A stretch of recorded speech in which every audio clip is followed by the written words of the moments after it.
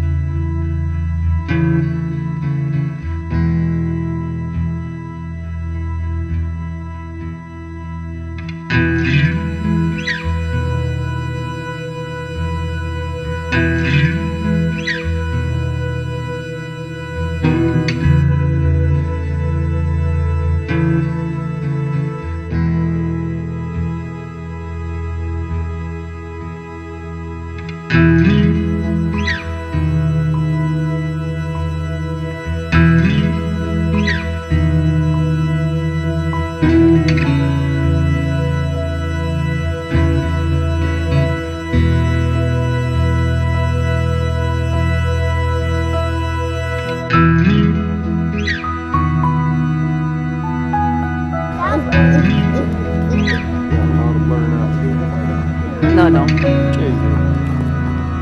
Mom, what time did we get here?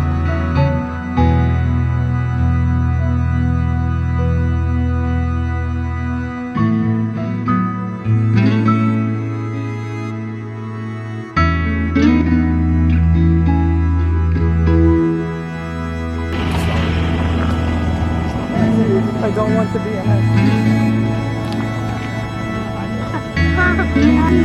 I did his pressure point. You did Wesley's pressure point or Papa's? Wesley's. So we're here at the Homesteaders of America conference. We're getting ready to go in. There are a lot of people here today. We're going to record as much as we can. Our biggest goal is to see Justin today. Do you want to come? And then you're going to take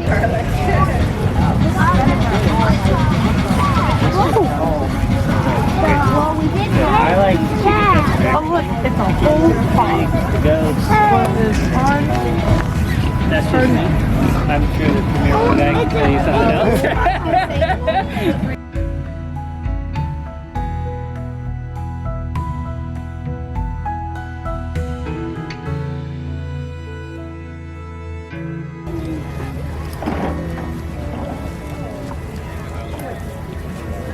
And the band. Oh, that's yeah.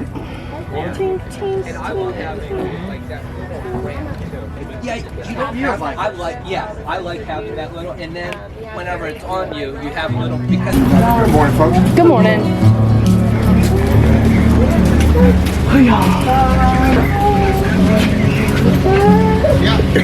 Oh, I found something that I wanted.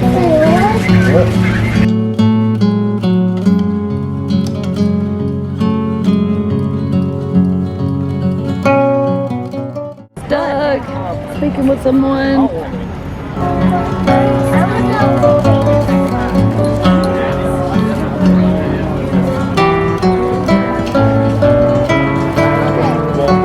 When this is done, we're going back home safe.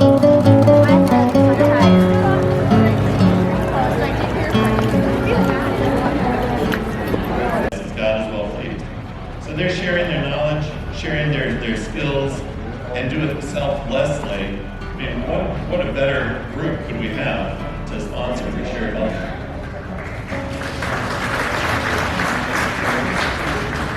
So our booth is just right outside the door. If you're not familiar with what healthcare sharing ministries are, as I mentioned, this medical co-op helping you with medical sharing. All right. Another thing that we do before we process is we do withhold feed for about 12 to 24 hours before, feed and water. And you'll see why in a second. It's not to be mean, but if you've ever processed an animal, the last thing you want to do is open it up and find a stomach and a colon full of fecal matter, right? All right, so just like skin a deer, you ever skin a deer, ate, if you ever skin an animal before, you can do a rabbit. Now, I mentioned the smell of chickens during processing. How many of you enjoy the smell when you process a chicken? Okay. How many can process a chicken and go inside and have chicken and dumplings for dinner?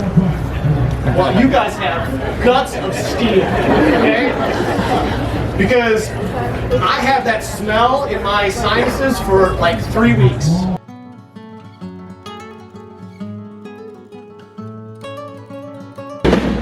We're on day 2. We are in the big barn waiting for Justin Rhodes to come in. We're really excited yesterday. We weren't able to come in here because it was packed. And that will get you a bunch of pre-order bonuses and stuff like that. And we're happy to, if you come by our booth, we want to meet you, take pictures with you. Come by our booth, you go down the gravel road and we're there. You won't be able to miss us. Just look for Henry. Maybe he'll have his flat cap on and would like to meet you guys and hang out with you guys. And we'll sign, we have these stickers that we'll sign and we'll put in your book when it comes in February. So let's do questions. Maybe 10 minutes here. Let's take 5 people. Last one there's a rotten egg. 5 people to go to that mic right there. Right behind the cameraman. We got one lady here, that's 1. We got 2. We got 3. We can take 2 more. And if we have time, we'll do more than 5. Okay, we've got 3 people, so if 2 more end up hitting the guts to come and do it, go for it. Yes? Hello, how are you guys? Great. My question might be a little more towards Rebecca, just because he said she does all the research.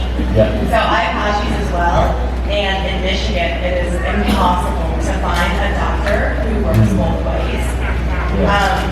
And I just think it's, like, I've tried to do as much research as I can, and I just don't know if I'm heading in the right direction. So if you have any tips. Yeah. What would you say, Rebecca?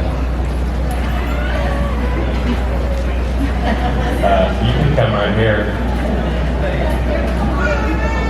Come here, Rebecca. I will say this, it's ready to travel. I mean, we were willing. I would say the best way is to get online and find just a functional medicine doctor, and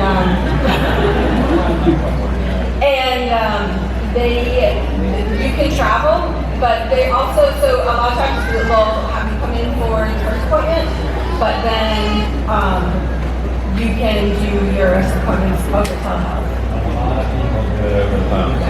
We were ready to go to New York.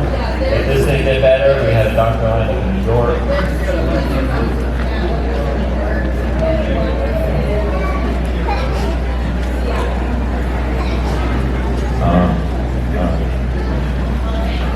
Yeah, next.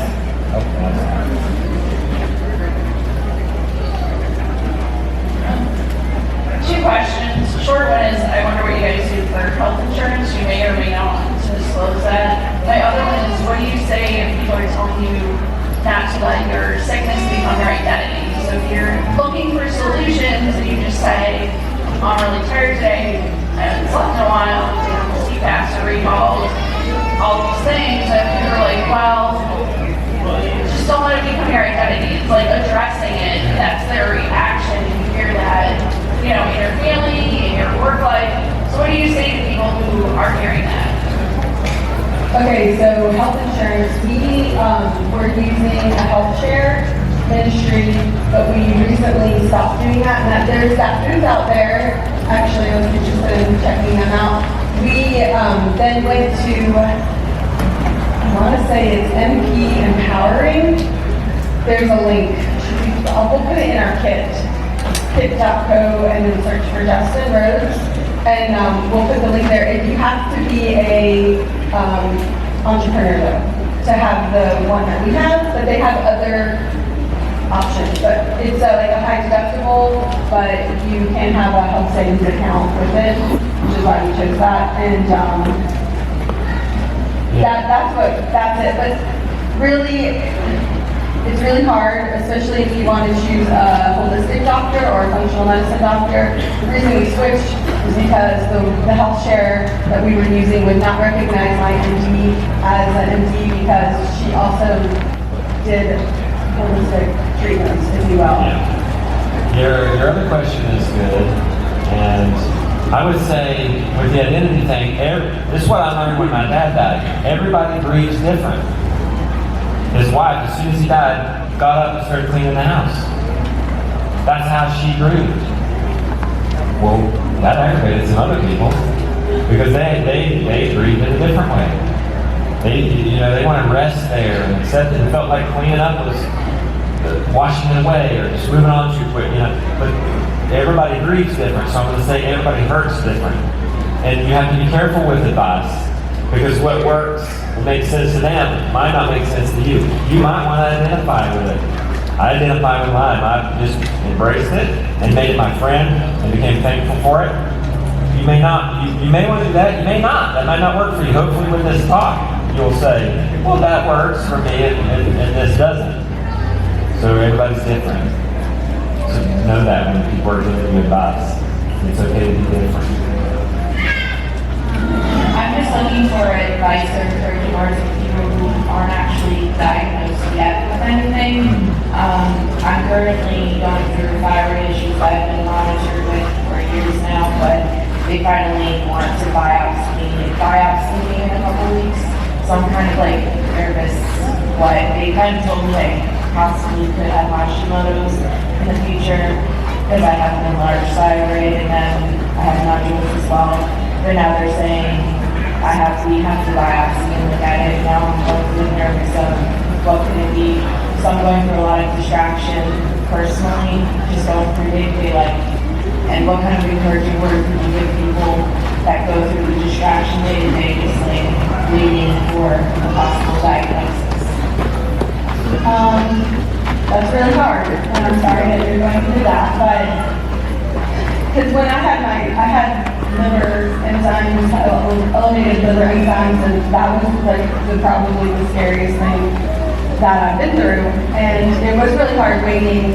And when I was waiting for doctor's appointments or waiting for test results to come back, it's really, really, really nerve-wracking. And I think distraction is the best thing, and not dwelling on it, and not going to the catastrophic thoughts of, oh my God, this is what I have.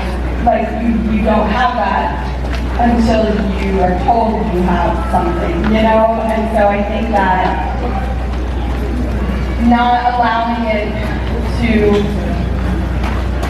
be like letting your mind go there, I think, and like saying, okay, this is a catastrophic thought. This is not reality. This is not what is happening. We don't know what is wrong with me.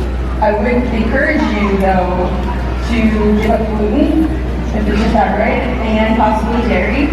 I'm not quick to give up dairy so fast, and this is not medical advice, but I'll tell you my experience.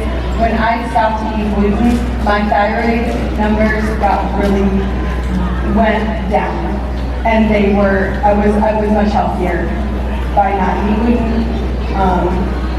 So that's just my one piece of advice. And then also looking at what you're putting on your body and in your body for endocrine disruptors, since your thyroid is an endocrine system. But I would just say just to really be careful about what you're putting in your body. There's a lot of good information out there for thyroid.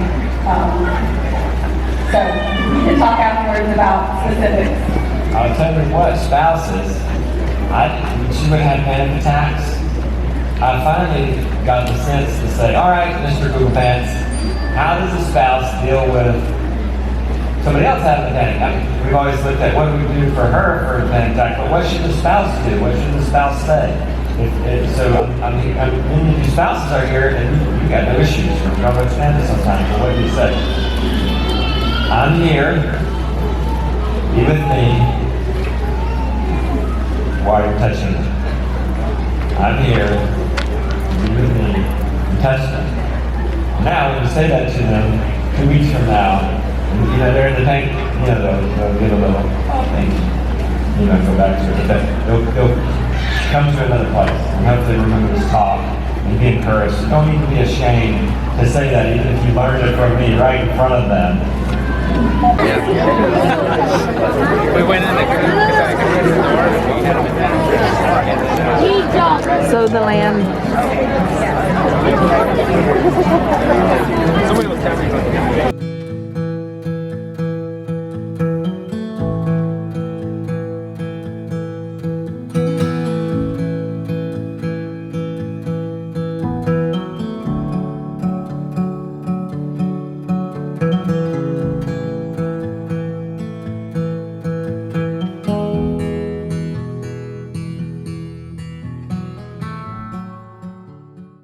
Me into? What are you doing? It's a drawing. For what? Fencing, honey.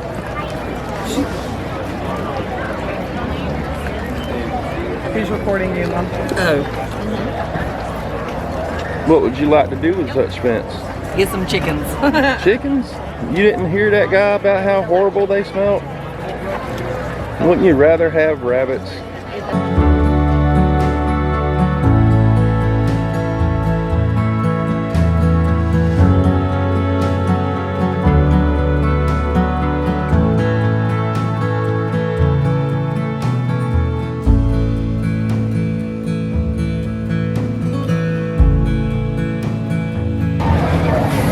You want a shirt? Which one do you want? Yeah. Look. I think she has them up here on the table. Come, barefoot babies. I'm running very low today. These shirts are amazing. Look.